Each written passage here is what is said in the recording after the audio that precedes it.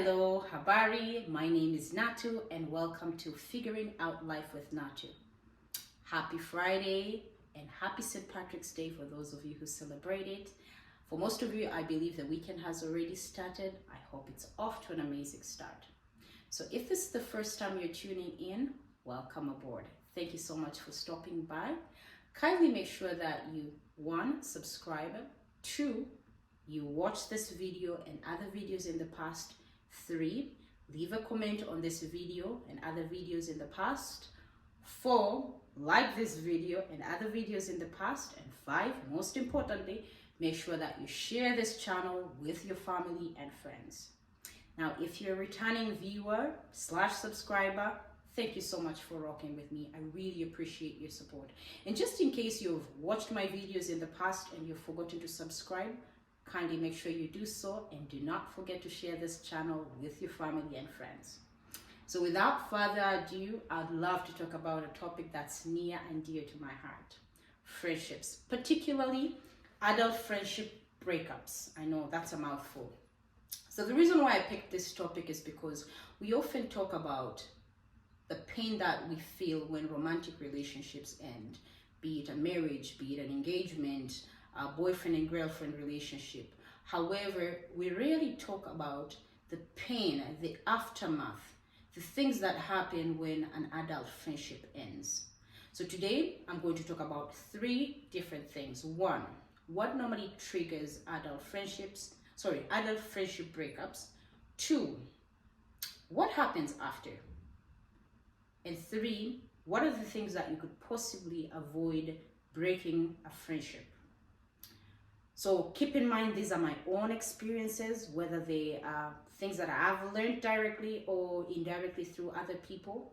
And even though I have a Bachelor of Arts in Psychology, I am not a trained therapist or psychologist. So make sure you seek professional help if you need to speak to somebody, if you need somebody to help you process through the pain objectively. That said, let's start. So from my own experiences over the years, most of the friendships tend to end because people have just evolved. They're not the same people anymore. They don't share the same interests. They're not in the same place in life they were. And as such, people just drift apart. So once upon a time, maybe you had the same value system. You had the same interest. Maybe you're working at the same place or you're in the same level. Maybe you're both single, didn't have kids. And once people start growing up, they transcend to different positions in their careers. Some are doing significantly better than others. Some people get married and have kids, some don't, aka me, even though I'm really grateful that most of the friends who have kids and are married have not left me behind, and I'm still tagging with them tightly.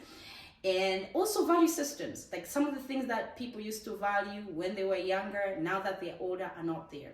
And I find when friendships end this way, it's usually a very, it's not a drastic end. It just ends over time. Sometimes it's drastic, but oftentimes it's a slow death.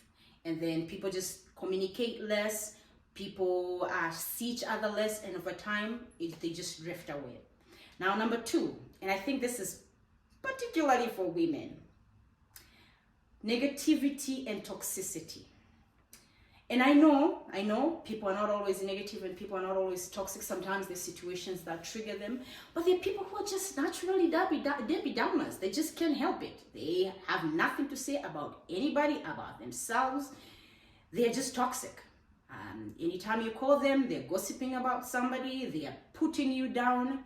And these people tend to just lose friends over time. And unfortunately, some of the friendships just end up drastically. I'll give an example. I had a friend, I'd say maybe 7 years ago, and all of a sudden she just started losing friends. And I did not know what was going on. I was very sympathetic or empathetic until I was the one who was on the receiving end. And turns out, every time she would call you, she would be gossiping about somebody and trying to collect gossip about you. Please, I don't have any time for any gossip now. Huh? She will be talking negatively about someone. And at some point, I just got tired. I mean, the gossip was juicy at first, and then eventually I just got fed up. And I just quietly stop talking to her. In hindsight, I could have probably done better. I could have probably given her feedback because maybe she didn't know. But yeah, looking back, I just had to cut her off. The negativity was just too much. Now, number 3, I think it's for both genders, but I think mostly women. I find it mostly with women. Rivalry, especially when you are at different stages in life. Some people feel resented when their friends are doing a whole lot better than them. And the friends who are doing better, sometimes they feel like these people are beneath me. So they push them away. And as such, people just cut ties. Like, hey, I feel like, you know what, you've been married, you have kids now, I'm just not valued anymore. You're doing better than me. And then the other people also maybe feel like, hey, my career is taking off. You're not at the same position as me, or as you're trying to climb close to me. You are competition. I don't want that. You know what you are? EP, aka enemy of progress. And it's unfortunate. I know it's things that people shouldn't necessarily consider as reason for friendships to end, but believe it or not, it's more common than we think. So these are the 3 things that I find across the board, at least from my experience. That's why most of the friendships end. Now, the friendship has ended. What do you do? From my own experience, and I remember crying to my dad once, and he gave me an advice that has stayed with me for the rest of my life. A friendship had ended, and I remember him telling me, chances are you are wrong or the other party is wrong, but it doesn't matter. Remember, people in your life for a reason, a season, or both. Know how to differentiate the two. And most importantly, if you maintain the same set of friends all your life, you don't gain any new friends, you don't lose any friends, chances are you're not growing. Mama.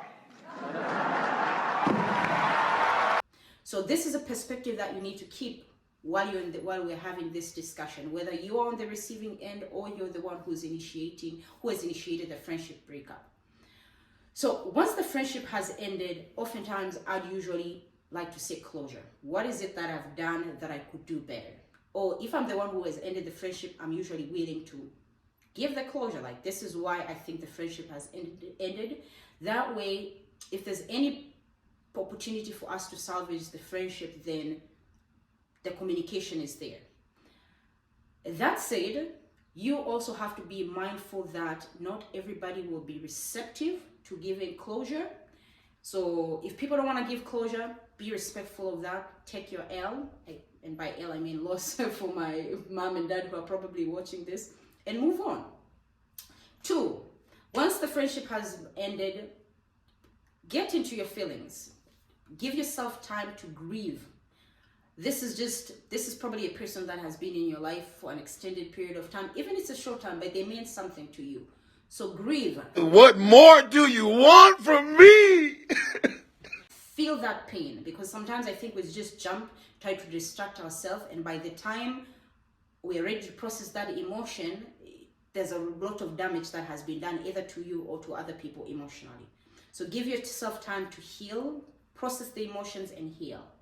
3, make sure that you talk to other people, be it your family, your friends, and most importantly, a therapist who usually has no stake in who you are, does not know you personally. They will give you an unbiased opinion on how you can process this and how you can heal, both as the one on the receiving end or the one who has initiated it. Not on my watch. 4, I think you should also reflect, especially if you're the one who was on the wrong. How is it that you can do better? And if you're the one who's initiated it, how can you prevent these situations from happening in the future? And then 5, most importantly, remember you haven't met everyone that could love you. And I know I'm not quoting this quote verbatim, but be positive that you're going to meet friends, new friends who are going to love you and appreciate you, especially if you've done the work to be a better person. Over.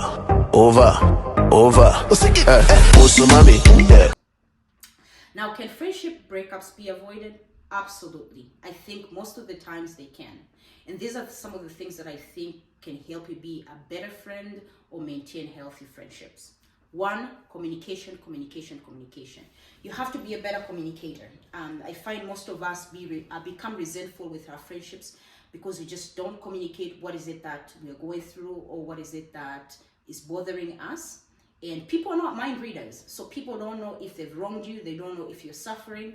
So make sure that you're communicating, and communication is both ways. Make sure that you're also receptive to communication. When people share things with you, be it feedback or people sharing something that they're dealing with, make sure you're lending a listening ear. Make sure you're also receiving feedback if it's something that you need to change so that you maintain a healthy friendship, a healthy relationship with your friends.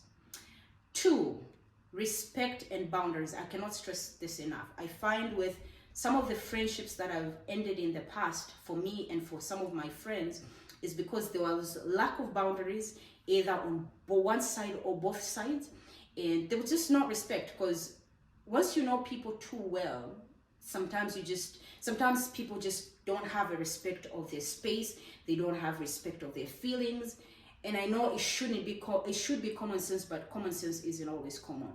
So make sure you establish healthy boundaries on the things that you share, the things that you do, how you interact with people, and be respectful also to other people and their boundaries, because that's important. I find sometimes when friendships end, especially female friendships, because there was lack of boundaries, people start divulging other people's secrets. Who said that? 3 is make sure that you invest in your friendships. And by investment, I'm not talking about money, time. Make sure that you're there for your friends. And if you need to travel, if you need to be there for them, kindly do so. Make sure you're not the only one receiving. Make sure you're also giving back. Reciprocity is very, very important in friendship. So make sure you're investing in your friends. Make sure that you're being a good friend overall. 4, make sure that you're also, other than investing, make sure that you're being a loving friend. You're being a positive friend. Because I think you can be all these things, but if you're not being a positive influence to your friends, then you're probably not doing them any good. So be the positive person that you want to see in others. Be loving, be caring, be positive, and also be sure you communicate when you cannot pour into other people. Because some people, sometimes they'll be expecting you to be there for them, but you're also dealing with your own problems. So make sure that you're communicating this. And last but not least, I think this should have probably been a theme from when I started. Pray. Holy Spirit, activate. Oh no. Holy Spirit, activate. And you're praying for multiple things. 1, for God to give you a gift of discernment to realize the people who are entering in your life. What purpose are they serving? What purpose are you serving? Are they here for a reason? What is that reason? Are they here for a season? How long is that season? And what are you supposed to be in that season? And not only new friendships, also the existing friendships. Pray to God that you are a better friend and your friends are also good to you or better to you. And most importantly, extend grace to your friends. We're not perfect. I think anytime somebody wrongs us, we're very quick to judge. We're very quick to point fingers. Try to extend grace and pray and ask God to guide you to make sure that you're making the right decisions. So that's it for me. I am curious to know, have you ever experienced friendship breakup? How bad was it? How did you deal with it? And if you had to go back, what would you do differently?